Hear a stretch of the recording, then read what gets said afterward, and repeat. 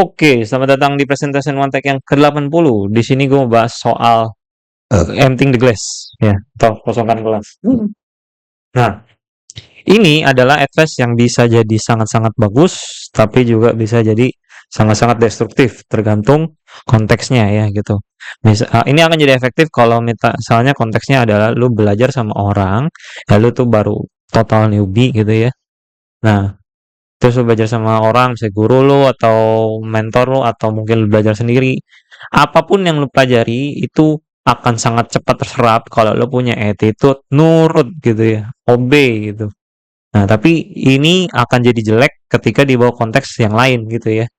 Nah, jadi kosongan gelas itu akan bagus banget ketika lu akan diisi air yang bagus sama orang yang capable gitu ya. Nah, jadi saat mau udah belajar dari orang lain atau belajar dari resource-resource gitu, buku, course, ini akan jadi sangat bagus gitu ya. Karena lo akan diisi dengan hal baru lebih gampang karena nggak bentrok nih sama air keruh yang ada di dalam gitu. Nah, ya ini lu dapat kritik dari orang yang lu rasa capable gitu. Nah, kalau misalnya lu udah keisi nih udah penuh, nanti air yang bagus itu akan ya antara luber atau kecampur jadi keruh juga gitu ya. Jadi ini bagus banget gitu untuk transfer ilmu yang bagus gitu.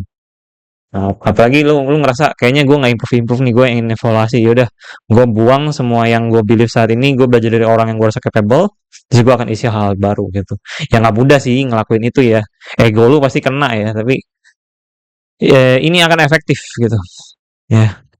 Unlock bad habits, habis itu ketika tujuannya adalah lu pengen bertumbuh menjadi lebih bagus, terus punya approach yang lebih baik, meninggalkan semua yang lu rasa udah bagus itu atau lu rasa jelek dan harus dilepaskan, ya itu akan jadi approach yang bagus banget gitu.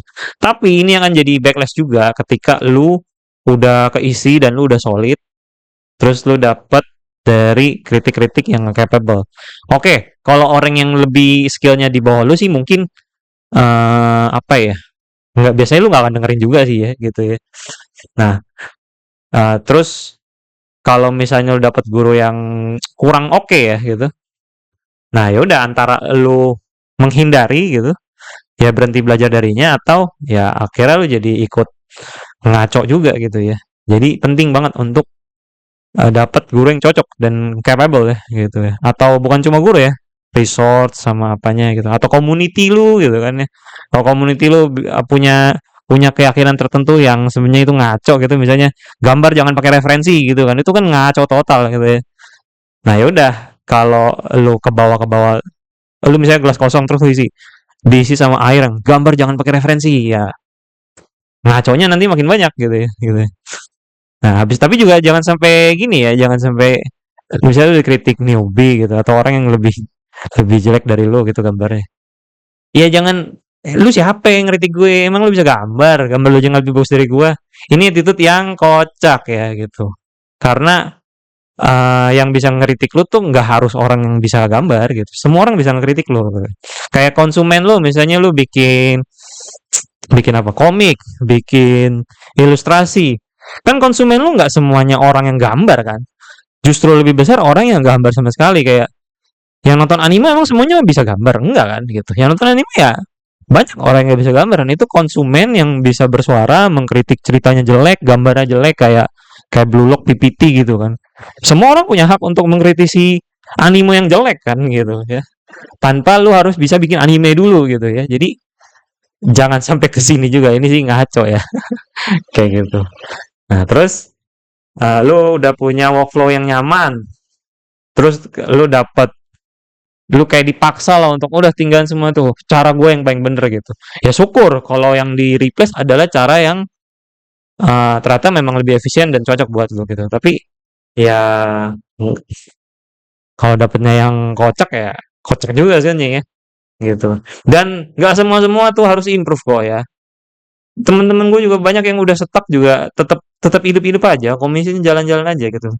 Improve juga nggak wajib kok buat semua orang gitu. Terus jadi ya diisi manipulatif gitu ya. Misalnya yang kayak tadi contoh ekstrimnya gitu. Gambar jangan pakai referensi gitu kan.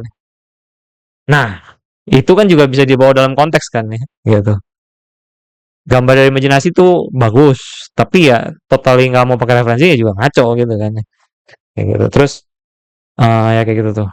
Jadi cara ini kosongan gelas adalah bagus ketika lu yakin yang lu isi adalah cara yang lebih bagus, lebih bersih, lebih pokoknya lebih bagus dari yang lu tahu selama ini deh.